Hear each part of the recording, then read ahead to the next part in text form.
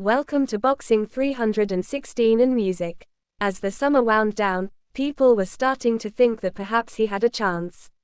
Sure, he was essentially jumping up two-way divisions, and sure he was going up against a living legend, perhaps the best in the world, who also happened to be naturally bigger than him.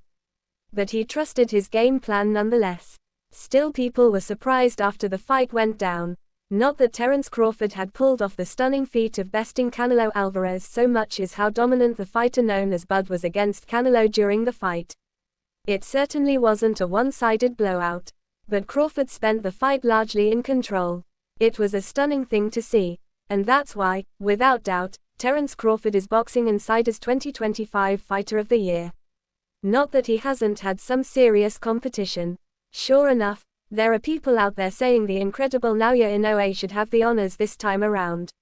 It's a legitimate argument to make. Inoue, who most recently decimated his latest foe while making it look easy, fought 4 full times this year and against the best competition available. He's an amazing example of what it is to be a great fighter indeed.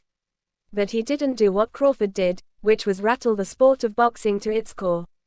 The deciding factor was more a case of looking at the big picture than it was dotting I's and crossing T's. Crawford's strategy in defeating Canelo was a simple one but a brilliant one nonetheless. The most important thing for him was to not get hit cleanly by Canelo, who is widely as an incredibly strong puncher. As I wrote at the time, Crawford also knew to be judicious when he attacked.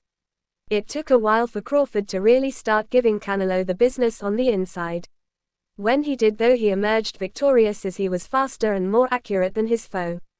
He simply wouldn't let Canelo get the better of those phone booth moments. It ultimately all proved too much for the legendary Canelo.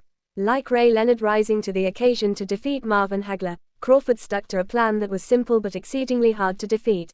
That sort of thing makes up the stuff of legend, which is why Crawford has the Fight of the Year honors for 2025. The guy really went above and beyond, and if he's retired as he says he is, well, all the more power to him. He certainly did terrific work in the ring.